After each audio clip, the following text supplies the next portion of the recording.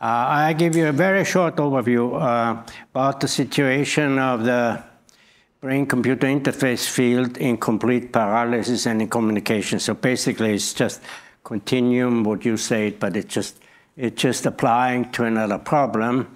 And I show you some patient data. I don't go into technical details. We can discuss this later. You can read some of this, a popular element of it in this book. Now, the brain-computer interfaces as they're used today for reinstalling communication in people who cannot communicate are non-invasive and invasive, and we use them all, basically. We used fMRI, we used EEG, we used fMRI, and we used implants. And I will concentrate on two things because there were only of all these possibilities we had for the problem we had in communication, in complete paralysis, in patients with ALS. The only thing which really worked was the invasive direction on one hand. On the other hand, on a limited way of communication, non-invasive systems may be useful, EEG, but particularly near-infrared spectroscopy. So the patients I show you at the beginning are patients who used near-infrared spectroscopy, non-invasive BCI systems in order to communicate. But what I can tell you right now, let's say the success of this non-invasive device in communication in complete paralysis is very limited. So what's new with BCI? I don't think there's much new. All these things were thought before. One thing is new and is interesting also to discuss in the context of ethical implication, and that's the speed of the feedback in a learning procedure. So the speed of the feedback the patient can get with an implanted or non-implanted device is much faster than all the other feedbacks we can get. And we know from neurophysiology, and since Donald Tepp discussed the mechanisms of learning on a synaptic level, we know that the shorter the interval between the behavior, the reward, or the reinforcement and the consequence, the stronger are the effects. And this is one element here which we have to keep in mind, because that also could mean that the stability and the force of this memory trace you induce with a brain-computer interface may be stronger than what we are used to be in the last 3,000 years of learning and psychology. So the feedback here comes immediate. And the first example we studied with this was epilepsy. Epilepsy is a wonderful model to study thinking. My old friend Breitenberg used to say, I say it in German because in German it sounds much nicer than in English, there is a short way from the Einfall zum Anfall. So a short street from the, from the idea to the seizure. In German it sounds much nicer because it rhymes. It's an Einfall and an Anfall. And we know that epilepsy, of course, most epileptic seizures, not all, but most seizures are caused by a preparatory activity, which is excitatory on a synaptic level, and on top of this excitation, then the seizure riots. So the model we had is to change that excitatory, this build-up of thoughts, or the build-up of the ideas, which is very nicely described, in Dostoevsky's Idiot, and many other interesting literature, And so we trained these people to perceive an incoming seizure. These days became very difficult because drugs eliminate what was called the aura. Drugs are very effective in suppressing the excitation level on that, but on the other hand, by that, they suppress any possibility to perceive what's coming along. And they suppress, of course, the Einfall. They suppress what may come before the seizure or on top of the seizure. So that's why we stopped that in drug-resistant epileptic patients, and we trained them to reduce the excitation level before an incoming seizure. And I don't go into details, you can read this all in the publications.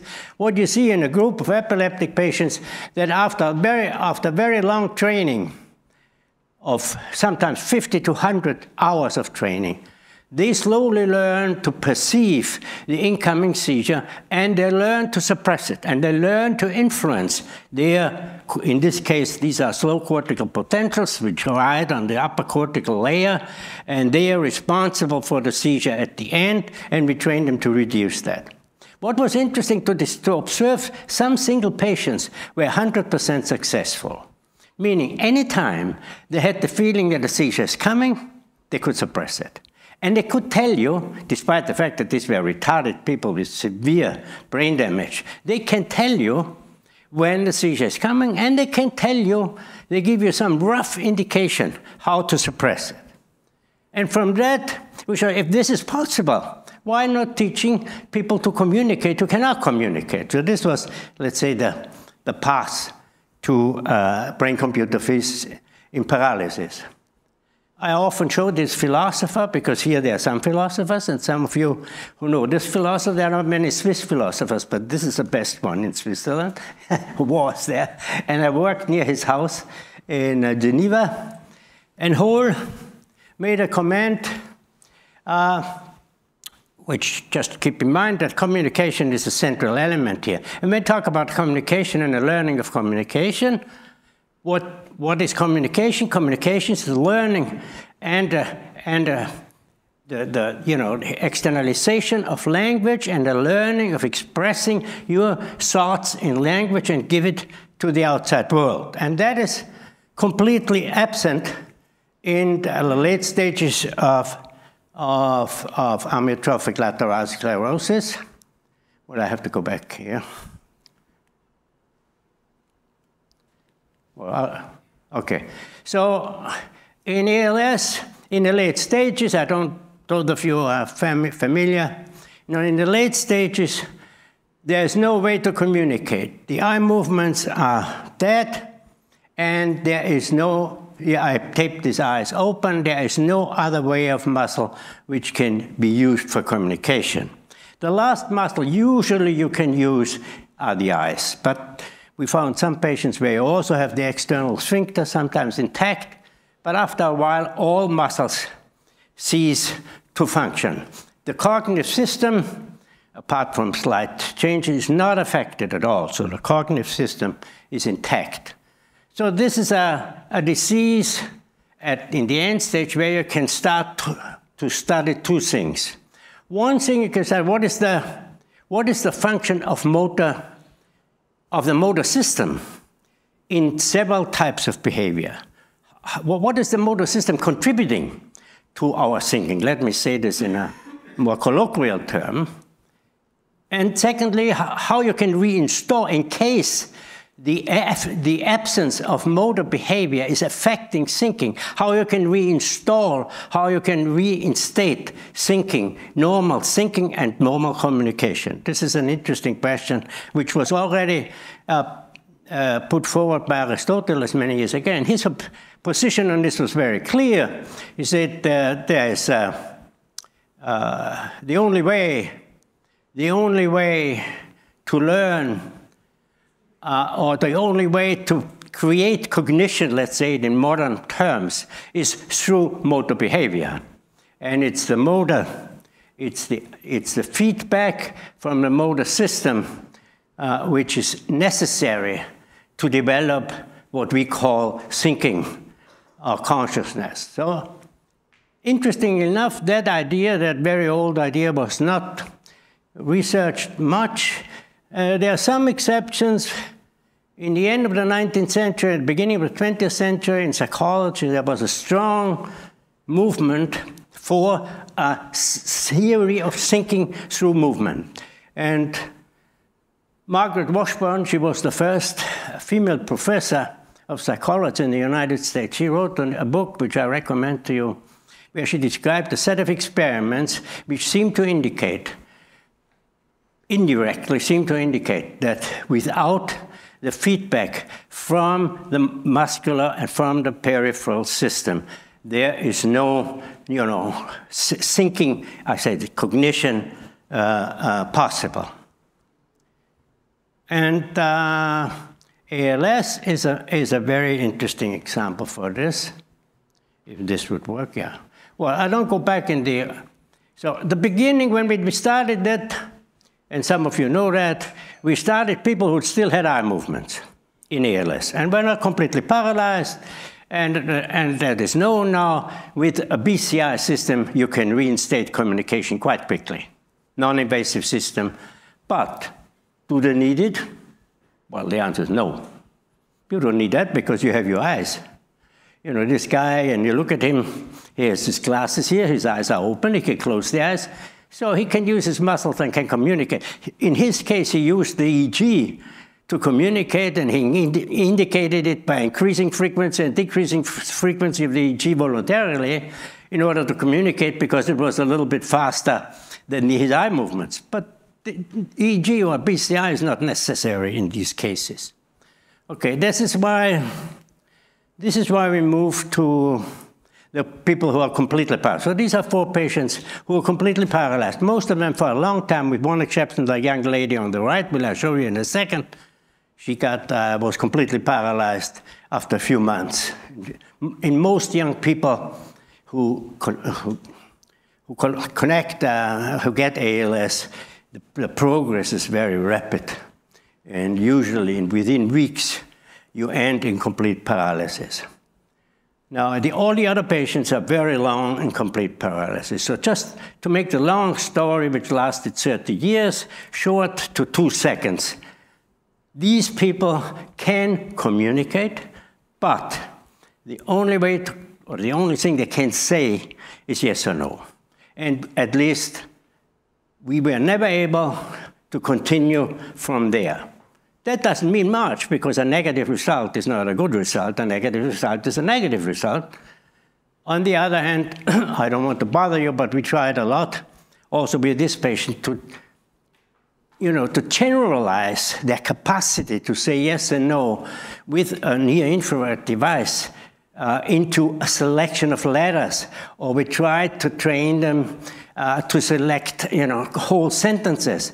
Never worked. It never worked, and years of fruitless work, but they all were able, up to 10 years after complete paralysis, to say yes and no, which already, I go over this patient now, but I just want to show you the eye situation. Look at her eyes. This is near-infrared spectroscopy communication. Der Name deiner Mutter ist Margit. We asked at the beginning, we always ask, a simple question which ends with yes or no, where we know the answer, hundreds and hundreds and hundreds of times. And after a while, when they were about 70% correct, then we ask them open question. You want to live? How is life? Blah, blah, blah. Deine Antwort wurde als This was Ja. right. So she gave the answer by increasing blood flow in the frontal part of the brain with a simple non-invasive infrared spectroscopy device. Du hast immer gerne dein Zimmer dekoriert. See, her eyes are completely paralyzed.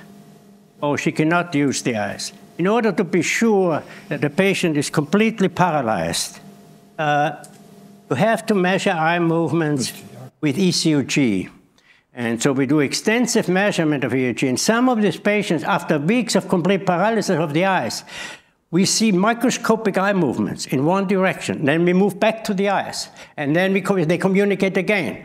But this is rarely the case. After 2 or 3 years, it never happened. It never happened that we moved back from the periphery, back to the periphery, which would be the solution, of course, to use the muscle system and not the brain anymore, because the brain is noisy, and the measures we are using here, the brain in itself is noisy because we think too much, first. Secondly, the non-invasive devices we have these days are ridiculous. I mean, they are not going into the system, as we heard from our last speakers here. Okay. Now, okay. I'm not I want to, since Surya wants us to talk about ethics a little bit, I have to say a few words about the quality of life in this type of disease, because this motivates or demotivates us to do this. If quality of life, like the average population and most neurologists think, in ALS is bad, there's no use for BCI. If you don't like life and if you feel worse, I mean, why do you want to communicate? And of course, there are people who hated it, and YouTube was a famous intellectual and journalist of the New York Times and New York Times book review. He was severely disturbed, and his quality of life was miserable, and he died. But the majority of patients is the contrary. The majority of patients, and we use the same system you were telling about. So we check the quality of life by using the same system he was using, having positive, negative slides. We ask the patient to look at that. We measure kind of physiology, and so forth and so forth. And we compare it with normal control groups. And the answer is, as you see here, the answer is the red are the ALS patients in different kind of the disease. Quality of life, positive stimuli became more positive, negative stimuli became more negative, more positive, reduced in negativity. So the whole emotional system changes toward the positive side. And you can see this also in the fMRI. So when you look at the fMRI, these, of course, are patients who are not completely paralyzed, I have to say, because you cannot push a completely paralyzed patient in the fMRI. There are different reasons why you shouldn't do that. But in these patients, it's confirmed what I said. The positive areas, the brains who are responsible for positive information processing are getting more active in the course of the disease. It looks like, I'm just saying this, it looks like life and the world is becoming more positive, despite the fact that you're staying in bed all day long for the rest of your life and artificial respiration and artificial feeding. Okay. That's an interesting fact in itself. So you look at depression. Of course, this is an average of many patients. Not all of them are completely paralyzed. The answer to this is yes. If somebody tells you that you will be completely paralyzed for the rest of your life, you're not very happy. So in average, of course, patients are not as happy as healthy individuals, but they're within the normal range, even if you include those patients. And the longer the disease lasts, the better the quality of life becomes, particularly when you get a BCI. So now, of course, the problem is the family or the social environment. As usual, all what I say about quality of life depends on the presence of family and close relationship with the care of the patient. Only those patients who have family care have a good quality of life. That's trivial, but you have to say this again and again and again. Without that, it doesn't make any sense to use a BCI, in my opinion, because quality of life remains miserable in those people. And there are different countries. Now, the wish to die. These days, 95% of all patients decide to die when they have to go on respiration. They refuse the respirator, and then they die. To find out how they die is a criminal subject in itself, and I don't want to go into details of this because it's very shaky data, but anyway, it's not a very nice death. But this is what people do. Now, in the course of the year, those people who decide to stay on Earth, they get better and better, and their wish to die becomes less and less and less, which of course correlates with the quality of life. Why is this? No, there is no good answer to such a question. Why do we like to live? And this question we cannot answer scientifically very well, but I give you some factors which may play a role. When you look at the EEG of these people over years and years of complete paralysis, the EEG is slow.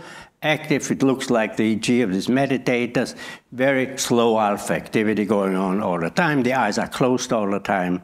So the EEG shows, let me say, a synchronized pattern of activity, whatever that means. Yeah, that's the EEG. You see no healthy controls, and patients, the red line, they have a much slower activity. Now, what determines quality of life physiologically? The main factor, we all know that, is sleep, particularly slow-wave sleep. So we looked at sleep in these people. So it's slow-wave sleep. So the question is, do these people sleep normally? If they have such a good quality of life, sleep cannot be bad. And that's exactly what's happening. If you look at their sleep profile, then you see that their sleep profile, the blue one is slow-wave sleep, and you see they sleep like a young person. These are old people, most of them. Old, not as old as I am, but around 60, you know, 60s, sometimes 70. Anyway, so their sleep rhythm is normal. And that, of course, is important for that fact that quality of life is still good. Okay. Now, there's another fact at least we should contemplate philosophically, which was uttered in Oedipus at the end of his sad situation. Then, you know, he said, well, you know, I'm deaf now, I'm blind now, closes me off from the rest of the world. Is that really bad? That was his question, asked, you know, 2,500 years ago. And it's a good question. It's a good question which we could think about. Anyway, to finish that up, after 30 years of desperate attempts to get into fluent communication with this patient, we decide that's the end. We cannot continue from here. This is too much. It costs millions, you know, and we have to do something different. So then we implanted one patient with the device you already saw from our previous speakers, with the Utah device in one patient who was completely paralyzed. The Utah device, you know. Now, this is the situation, the patient, and I have to, you can read it in the paper, but I have to say it again. The patient, we knew the patient for a year, and the patient slowly moved into the complete paralysis. We could ask him whether he would like implant, blah, blah, blah, blah, blah. But this is a patient, the implant was done at a time when he was about half a year completely paralyzed, without any contact to the external world. So this was not such a patient as the one I showed you before, who were cut off from the world for years and years and years. So this is a young, energetic patient, healthy patient, who became completely paralyzed, and of course family and him were desperate, very good family care. So we implanted in the supplementary motor cortex one set of 62 electrodes, and in the primary motor cortex another set of electrodes. And I'll show you the first session. I hope. Okay, so and this brings me back to the feedback issue, which we already discussed several times here. So for 80 days after the implant, we tried to get him to communicate and select letters. And we asked him to imagine different kind of imagery. So we asked, imagine that, imagine a hand movement. Imagine your wife, imagine this, imagine that, imagine that. And you saw very nice response in the firing of the cortical cells, but he was unable to even, you know, select a single aspect of a letter with that. So the imagery worked on a neural level, but he could not use it voluntarily to select a letter from the auditory presented alpha. These patients are blind, by the way. They cannot see. So you have to use a system which works with auditory. So let me show you this. So first of all, the quality of life. I asked him some question. What do you hear if the sound works?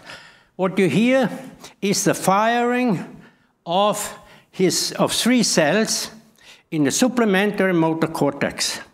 So from the motor cortex, you get a lot of activity, but he could not control it voluntarily.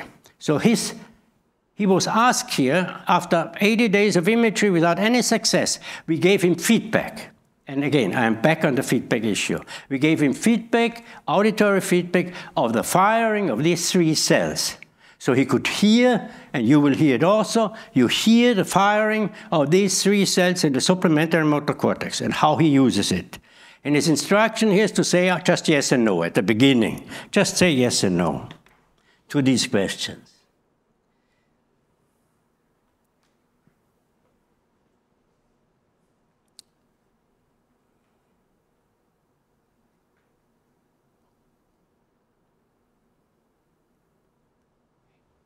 Can you get the tone? That would be nice, then you can hear the firing. Du bist selten müde. Nein. When the tone goes higher, the cells are firing. Okay? Ja. Du bist selten wach. Nein. Du denkst viel nach. Danke. Du denkst viel nach. Ja. Du denkst wenig nach. Nein. Du bist oft traurig. Nein. Du bist selten traurig. Ja. Du bist selten niedergeschlagen. Ja. Du bist oft niedergeschlagen. Nein. Du lachst oft innerlich. Nein. I can't believe this. Du lachst selten innerlich. Anyway, that's how you can influence the brain.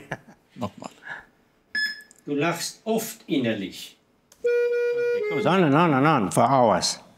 Okay, now I show you his first. Can you get me the thing? If I touch it, it doesn't work. If you touch it, it works.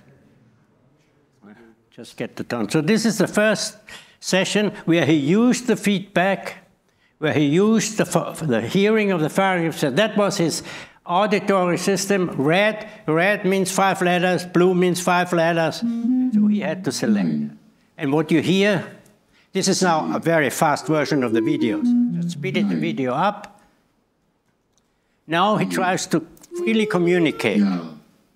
And he selects letters from this auditory alphabet, okay? B, I, gelb. Nein, And what you see here, grün. the blue is up, cells are firing, this line is down, cells are suppressed, cells activity is suppressed. He cannot see it, but he can hear it. Nein, He cannot see, he cannot see. S. Nein, So the computer gives him immediate feedback ja. about the selection. Der aktuelle Satz ist Bier. Now you know what's coming, right? Ja. It's typical with these guys. Der aktuelle Satz ist Bier. Ja. Der aktuelle Satz ist Bierbäumchen da. Gelb. So he could do this because of the feedback he got from the fire. He's using only the feedback in order to select these letters.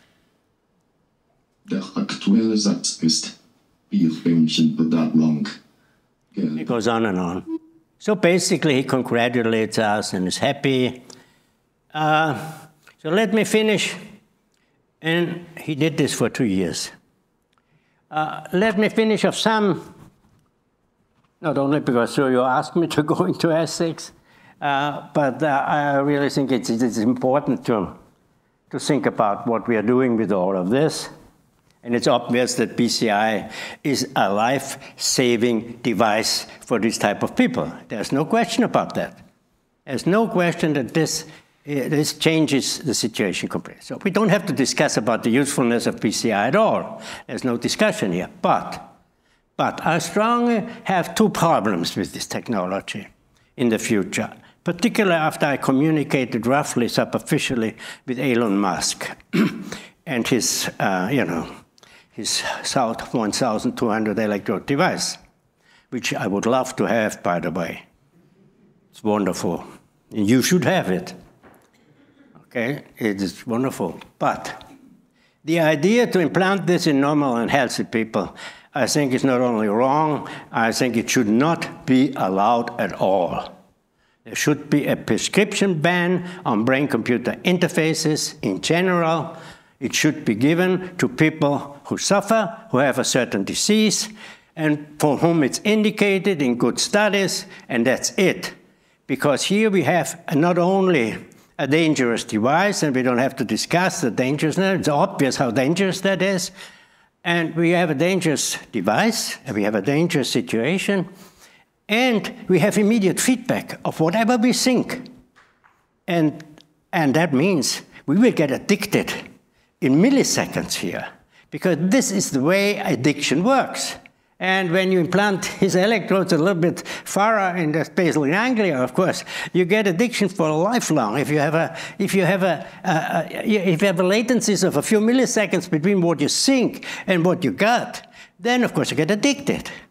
But addiction is not only the issue. There are many other issues. So one issue is BCIs should not be allowed for use in healthy people. There is no reason to use it. I don't see any reason. Second, there's the question of what I call the oblomorphization. I don't know whether you know, there's a novel from a Russian novelist, Goncharov. Ivan Goncharov wrote one of his novels. He wrote 3 novels. One of the novels is called Oblomov. And Oblomov is a guy who lays in his bed, like my patients. He lays in bed most of his life. And he commands, now we are in BCI, this was 1850, he commands his servants to be his BCI. So the servant does whatever he says he wants. And he stays, once he met a girl which he liked, but then after this, and you know, after meeting her once, he said, but being in bed is much nicer. Okay, he went back to bed, and so forth and so on. So this is what would be the result of BCI, the oblomorphization. The oblomorphization is you can stay in bed for the rest of your life with your implanted electrode and get everything you want. You know, Amazon will take care of this. Now you type, but typing is, of course, makes you tired now. Even people don't like to type. So you just think about it, and it's coming. Whether it's conscious or not, doesn't make any difference for the brain. We can record unconscious thoughts as good as we can record conscious thoughts. There's no principal difference between the two. So the oblomorphization should be avoided, and BCIs should be restricted to people with disease. Thank you.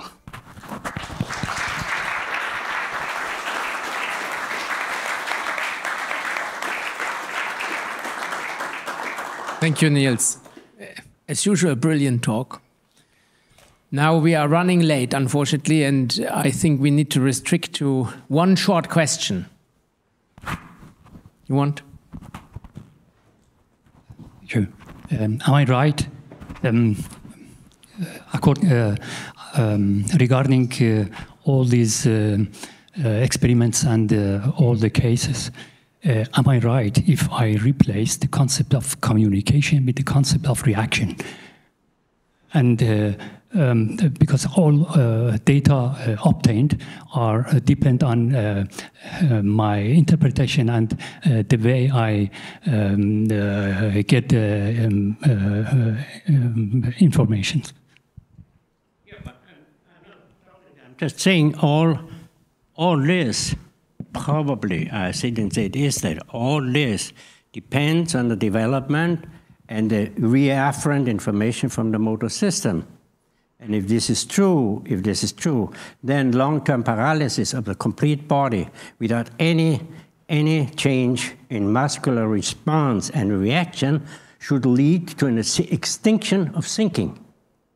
And this is what we cannot prove, but the young people here who will work with BCI in the future, by following these people over time, if the theory is correct, and if the experimental evidence in the motor theory thing is correct, over the years, thinking should become simpler and simpler and simpler, and after a while, it will go away.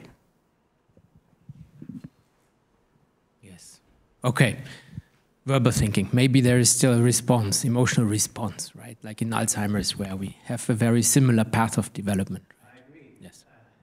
Emotional response will last longer, but emotional responses also depend on the immediate feedback of the emotional response. So the mechanisms for emotions, as we heard from his talk, the mechanisms for emotions are not different from learning emotions. It's the same as learning a language and learning it's dependent on the immediate feedback, blah, blah, blah, blah, blah, and it is dependent on the feedback from the periphery. If you don't have a periphery, if you don't have a heart who beats up when you're anxious, if your periphery is not going with you, then, of course, there will be no specific emotion. Of course, when you're old, you have it stored in memory. And if you get, you in your age, or me, when I get paralyzed these days, it doesn't make a big difference. We have it down, up here, stored. But after 10 years, our emotions go away too. If they have no communicative aspect and they are not rewarded by the consequences of what we feel, these emotions will extinguish like anything else. The mechanism is the same.